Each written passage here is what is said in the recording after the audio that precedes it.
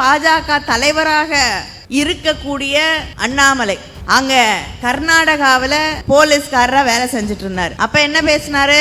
நான் தமிழனே கிடையாது, எனக்கு தமிழ்நாட்டை பிடிக்காது, எனக்கு தமிழ்நாட்டுக்கு சம்பந்தம் இல்லை, நான் கர்நாடகாவை சேர்ந்தவன், கன்னடக்காரன், கன்னடம் தான் என் மொழி, இங்கே இருக்கக்கூடிய மக்கள் தான் என்னுடைய மக்கள், தமிழ்நாட்டிலே இங்கே இருக்கக்கூடிய தமிழ்நாட்டு சலுகைகளை எல்லாம் பெற்று படித்து ஒரு பதவியிலே போய் ஒரு இடத்திலே பணியாற்றும் பொழுது தமிழ்நாட்டுக்கு, தமிழ் மொழிக்கு, தமிழ் மக்களுக்கு எதிராக பேசக்கூடிய ஒருவர் தான் இன்னைக்கு பாஜகவில் தலைவராக ஆக்கப்பட்டு இங்க சுத்தி சுத்தி வந்துகிட்டு இருக்கார்.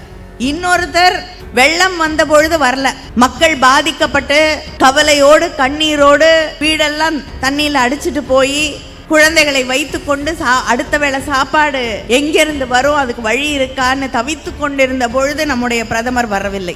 இன்று வரை அந்த மக்களுக்காக ₹1 அனுப்பல. ஆனா திரும்ப திரும்ப திரும்ப இங்கே வந்து தமிழ் மக்களிடம் வாக்கு கேட்டு கொண்டிருக்கிறார். திராவிட முன்னேற்ற கழகத்தை அழித்து விடுவேன், ஒழித்து விடுவேன் என்றெல்லாம் அவர் பேசிட்டு இருக்காரு. இந்த மாதிரி பேசினவங்க எத்தனை பேரை பார்த்துருக்கோம் நம்ம, இல்லையா? இன்னைக்கு அவங்க எங்க இருக்காங்கன்னு தெரியல. நம்முடைய முதல்வரை பார்த்து திராவிட மாடல் ஆட்சி என்று சொன்னாலே பயப்படக்கூடிய, அவங்கள பிடித்து கேள்வி கேட்கக்கூடிய இடத்திலே இருப்பது திராவிட முன்னேற்ற கழகம், நம்முடைய முதலமைச்சர் அவர்கள். இங்கிருந்து ஒன்றிய அரசாங்கம், பாஜக அரசாங்கம் வரி போட்டு எல்லா காசையும் எடுத்துட்டு போயிடுறாங்க. திருப்பி கொடுன்னு கேட்டா நாங்க என்ன ஏடிஎம் மெஷினான்னு கேள்வி கேட்கிறாங்க. வெள்ளம் பாதிக்கப்பட்டிருக்கிறது, மக்கள் பாதிக்கப்பட்டிருக்காங்க அப்படின்னு சொன்னா நிதியமைச்சர் அம்மையார் நிர்மலா சீதாராமன் அவர்கள் நம்ம எல்லாம் கொச்சைப்படுத்தக்கூடிய வகையிலே பேசுகிறார். இங்க வந்த பொழுது மக்களை பத்தி கவலை இல்லை, ஒரு கோயிலை சுத்தி சேரும் சகதியுமாக இருக்கிறது அப்படின்னு கவலைப்படுறாரு. அதே நேரத்தில் அந்த கோயிலில் இருக்க குருக்கள் அவர் தாட்டில் காசு போடணுமா, உண்டியல்ல காசு போடக்கூடாதான். இதெல்லாம் ஒரு நிதியமைச்சர் இங்கே வந்து சொல்லிவிட்டு போன அட்வைஸ் இதுதான். தமிழ்நாட்டு மக்களுக்கு எதிரானவர்கள், தமிழ் மொழிக்கு எதிரானவர்கள், தமிழ்நாட்டுக்கு எதையுமே செய்ய மனது இல்லாதவர்கள். இன்னொருத்தங்க இருக்காங்க அதிமுக, எங்களுக்கும் பாஜகவுக்கும் ஒட்டும் இல்லை உறவும் இல்லைன்னு. ஆனா தேர்தலுக்கு பிறகு 2 பேருமே ஸ்டிக்கர் ஓட்டுற கட்சி. அதிமுக எப்படி ஸ்டிக்கர் ஓட்டும்னு உங்களுக்கு தெரியும்.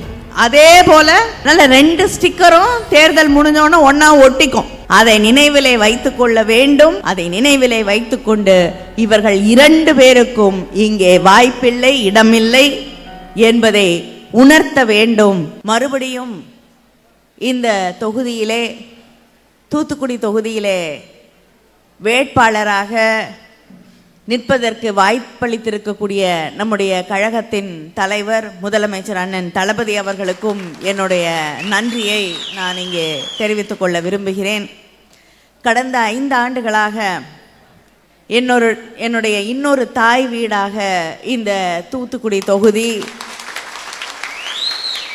மாறி இருக்கிறது.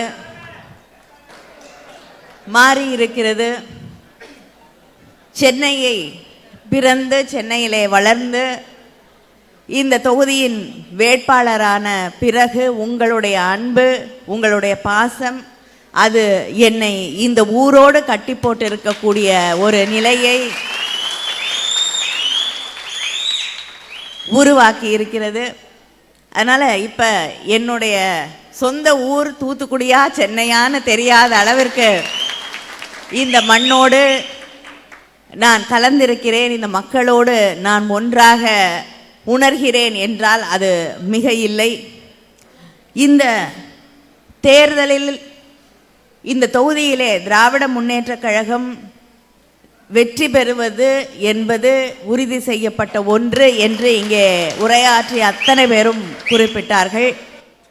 இந்த தொகுதி மட்டுமில்லை, தமிழ்நாடு பாண்டிச்சேரியை சேர்த்து 40 தொகுதிகளிலும் நாம் வெற்றி பெற வேண்டும்.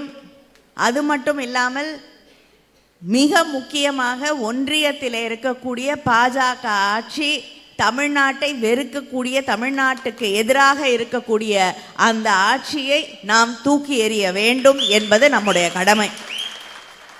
2 நாளுக்கு முன்னாடி கூட கர்நாடகாவில் ஒரு பாஜக அமைச்சர் நமக்கு தெரியும், நம்ம வந்தவரை எல்லாம் வாழ வைக்கக்கூடிய தமிழ்நாட்டில் இருக்கக்கூடிய மக்கள் யார் வந்தாலும், அவங்க வடநாட்டிலேருந்து வந்தாலும் சரி, குஜராத்லேருந்து வந்தாலும் சரி, இல்லை என்றால் ஆந்திராவில், கேரளாவில், கர்நாடகாவிலேருந்து வந்து தமிழ்நாட்டின் எந்த பகுதியில் அவர்கள் இருந்தாலும் அவர்களை நம்மில் ஒருவராக ஏற்றுக்கொண்டு பாசத்தோடு, அன்போடு, மரியாதையோடு நடத்தக்கூடியவர்கள் தமிழர்கள். அது திராவிட இயக்கம் நமக்கு சொல்லி தந்திருக்கக்கூடிய தமிழ் பண்பாடு. வழி வழியாக யாதும் ஊரே யாவரும் கேளீர் என்ற சங்க தமிழ் வாழ்க்கை நமக்கு சொல்லி தந்திருக்கக்கூடிய பண்பாடு அதுதான். ஆனால் பாஜகவுடைய பண்பாடு எதுன்னா, சில நாட்களுக்கு முன்னால் கர்நாடகாவில் ஒரு பிஜேபி அமைச்சர் அவ்வளவு மோசமாக அங்கே வாழ்ந்து கொண்டிருக்கக்கூடிய தமிழர்களை, அந்த கர்நாடகாவில் இருக்கக்கூடிய தமிழர்களுடைய உயிருக்கு உத்தரவாதம் இல்லாத ஒரு நிலை உருவாகி விடுமோ என்று பயப்படக்கூடிய அளவிற்கு மிக மோசமாக நம்மை விமர்சித்து பேசியிருக்கிறார். ஆனால் அவங்க மேலே என்ன நடவடிக்கை எடுத்தது பாஜக? ஒன்றும் கிடையாது. இங்கே பாஜக தலைவராக இருக்கக்கூடிய அண்ணாமலை அங்கே கர்நாடகாவில் போலீஸ்காரராக வேலை செஞ்சுட்டு இருந்தார். அப்போ என்ன பேசினார்? நான் தமிழனே கிடையாது, எனக்கு தமிழ்நாட்டை பிடிக்காது, எனக்கு தமிழ்நாட்டுக்கு சம்மந்தம் இல்லை, நான் கர்நாடகாவை சேர்ந்தவன், கன்னடக்காரன், கன்னடம்தான் என் மொழி, இங்கே இருக்கக்கூடிய மக்கள் தான் என்னுடைய மக்கள். நீங்கள் இந்தியாவை பார்த்து இந்த நாடு என்னுடைய நாடு, இங்கே இருக்கக்கூடிய மக்கள் என்னுடைய மக்கள்னா எல்லாரும் ஏற்றுக்கொள்ளக்கூடிய ஒன்று. ஆனால் தமிழ்நாட்டிலே இங்கே இருக்கக்கூடிய தமிழ்நாட்டு சலுகைகளையெல்லாம் பெற்று படித்து ஒரு பதவியிலே போய் ஒரு இடத்திலே பணியாற்றும் பொழுது தமிழ்நாட்டுக்கு, தமிழ் மொழிக்கு, தமிழ் மக்களுக்கு எதிராக பேசக்கூடிய ஒருவர் தான் இன்னைக்கு பாஜகவில் தலைவராக ஆக்கப்பட்டு இங்கே சுற்றி சுற்றி வந்துக்கிட்டு இருக்கார்.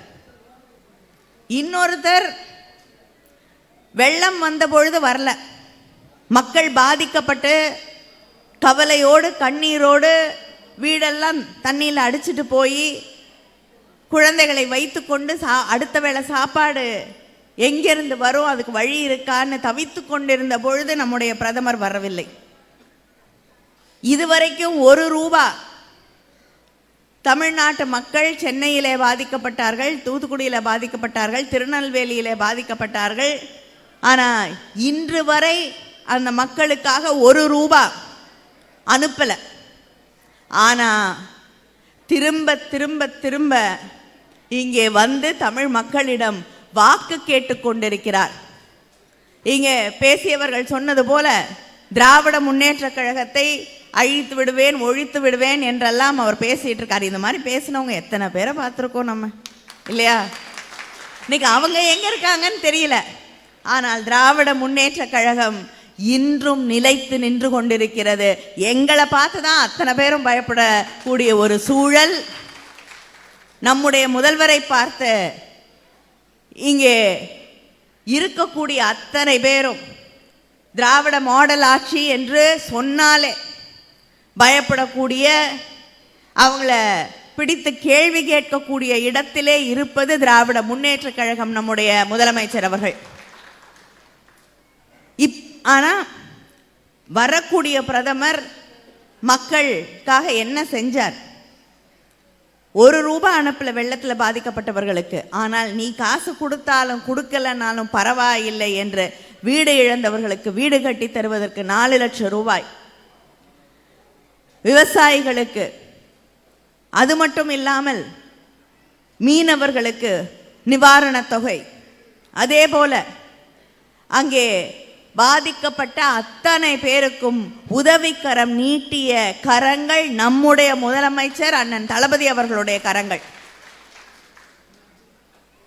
ஆனா இங்கிருந்து ஒன்றிய அரசாங்கம், பாஜக அரசாங்கம்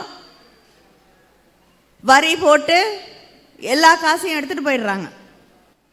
திருப்பி கொடுன்னு கேட்டால் நாங்கள் என்ன ஏடிஎம் மெஷினான்னு கேள்வி கேட்குறாங்க. வெள்ளம் பாதிக்கப்பட்டிருக்கிறது, மக்கள் பாதிக்கப்பட்டிருக்காங்க அப்படின்னு சொன்னால் நிதியமைச்சர் அம்மையார் நிர்மலா சீதாராமன் அவர்கள் நம்ம எல்லாம் கொச்சைப்படுத்தக்கூடிய வகையில் பேசுகிறார். இங்கே வந்த பொழுது மக்களை பற்றி கவலை இல்லை, ஒரு கோயிலை சுற்றி சேரும் சகதியுமாக இருக்கிறது அப்படின்னு கவலைப்படுறாரு. மக்கள் பாதிக்கப்பட்டார்கள்னு பற்றி அவங்களுக்கு கவலை இல்லை, அக்கறை இல்லை. அதே நேரத்தில் அந்த கோயிலில் இருக்க குருக்கள் அவர் தாட்டில் காசு போடணுமா, உண்டியலில் காசு போடக்கூடாதான். இதெல்லாம் ஒரு நிதியமைச்சர் இங்கே வந்து சொல்லிவிட்டு போன அட்வைஸ் இதுதான். இப்படிப்பட்டவர்கள் இந்த நாட்டிலே தொடர்ந்து ஆட்சி பொறுப்பிலே இருக்க தகுதி உள்ளவர்களா என்று நாம் சிந்தித்து பார்க்க வேண்டும். தமிழ்நாட்டு மக்களுக்கு எதிரானவர்கள், தமிழ் மொழிக்கு எதிரானவர்கள், தமிழ்நாட்டுக்கு எதையுமே செய்ய மனது இல்லாதவர்கள், ரயில்வே ஏதாவது ஒரு திட்டம் கேட்டோன்னா எத்தனை தடவை போய் கேட்டாலும் ஏதாவது ஒன்று வரதே பெரிய கஷ்டம். ஆனால் வட இந்தியாவுக்கு தமிழ்நாடு, தென்னாடு, தென் மாநிலங்கள் எல்லாத்தையும் விட பல மடங்கு அதிகமாக நிதி ஒதுக்கீடு செய்வாங்க. தமிழ்நாட்டுக்கு ₹1 கொடுத்தோன்னா 26 பைசா திருப்பி கொடுப்பாங்க. ஆனால் உத்தரப்பிரதேசத்துக்கு ₹1 கொடுத்தாங்கன்னா ஒவ்வொரு மாநிலத்திலையும் அவங்க மக்களை பிரித்து வேறு மதம், வேறு மொழி, நீ வேற ஆள் என்று சொல்லி மக்களுக்கு இடையே பிரச்சனைகளை தொடர்ந்து உருவாக்கி நம்ம வீட்டு பிள்ளைகளுடைய எதிர்காலம் பாதுகாப்பாக இருக்கணுங்கிறத ஒவ்வொரு தாயோடைய தந்தையோடைய கனவு. மக்கள் அடிச்சுட்டு சண்டை போட்டுக்கிட்டே இருந்தாங்கன்னா எப்படி நிம்மதியாக இருக்க முடியும்? பிள்ளைங்க எப்படி படிக்க முடியும்? பிள்ளைங்க வெளியில் போயிட்டு பத்திரமா வருவாங்களா? நாம் பத்திரமாக இருக்க முடியுமா? அவங்க ஆட்சியில் இருக்கக்கூடிய மாநிலங்களை எல்லாம் பாருங்கள், யாருக்கும் பாதுகாப்பு இல்லை என்று சொல்லக்கூடிய ஒரு சூழலை தமிழ்நாட்டிலும் உருவாக்கிவிட அவர்கள் துடித்து கொண்டிருக்கிறார்கள் என்பதை நாம் உணர்ந்து, இங்கே உங்களுக்கு இடமில்லை. இன்னொருத்தங்க இருக்காங்க அதிமுக, எங்களுக்கும் பாஜகவுக்கும் ஒட்டும் இல்லை உறவும் இல்லைன்னுவாங்க. ஆனால் மோடி கொண்டு வந்த அத்தனை மக்கள் விவசாயிகளுக்கு விரோதமான, தொழிலாளர்களுக்கு விரோதமான அத்தனை சட்டத்தையும் ஆதரித்து ஓட்டு போட்டு இஸ்லாமியர்களுக்கு எதிரான சட்டங்களை ஆதரித்து வாக்களித்து அதையெல்லாம் வெற்றி பெற செய்தது எடப்பாடி பழனிசாமி அவர்களுடைய தலைமையிலே இருக்கக்கூடிய அதிமுக என்பதை நாம் மறந்துவிட முடியாது. தேர்தலுக்கு பிறகு 2 பேருமே ஸ்டிக்கர் ஓட்டுற கட்சி. அதிமுக எப்படி ஸ்டிக்கர் ஓட்டணும்னு உங்களுக்கு தெரியும். அதே போல பிஜேபி நம்முடைய திட்டங்கள் எல்லாம், நம்ம முதலமைச்சர் முக்காவாசி காசு கொடுத்து, பிரதமர் கால்வாசி காசு கொடுத்து கட்டுற வீட்டுக்கு பேரு மோடி வீடு. உண்மையிலே அது நம்முடைய முதலமைச்சர் அவர்களுடைய வீடு கட்டக்கூடிய திட்டம் என்றுதான் பெயர் வைக்க முடியும். அதே போல எத்தனையோ திட்டத்துக்கு ஸ்டிக்கர் ஒட்டிக்குப்பாங்க பாஜக பிரதமர் பேரை. அதனால 2 ஸ்டிக்கரும் தேர்தல் முடிஞ்சோன்னு ஒன்றா ஒட்டிக்கும். அதை நினைவிலே வைத்து கொள்ள வேண்டும். அதை நினைவிலே வைத்து கொண்டு இவர்கள் 2 பேருக்கும் இங்கே வாய்ப்பில்லை, இடமில்லை என்பதை உணர்த்த வேண்டும். நாம் உங்களுடைய உழைப்பை, நீங்கள் போய் மக்களிடம் கேட்கக்கூடிய வாக்குகளை நம்பி நீங்கள் என்னை இந்த இயக்கத்தை முன்னெடுத்து கொண்டு மக்களிடம் சேர்ப்பீர்கள் என்ற அந்த நம்பிக்கையோடு தான் முதலமைச்சர் அவர்கள் எனக்கு இங்கே வாய்ப்பளித்திருக்கிறார்கள். மறுபடியும் வெற்றி பெற்று உங்களோடு நின்று பணியாற்றக்கூடிய ஒரு வாய்ப்பை நீங்கள் எனக்கு மறுபடியும் உருவாக்கி தர வேண்டும் என்று உங்களை எல்லாம் வேண்டி கேட்டுக்கொள்கிறேன். நன்றி, வணக்கம்.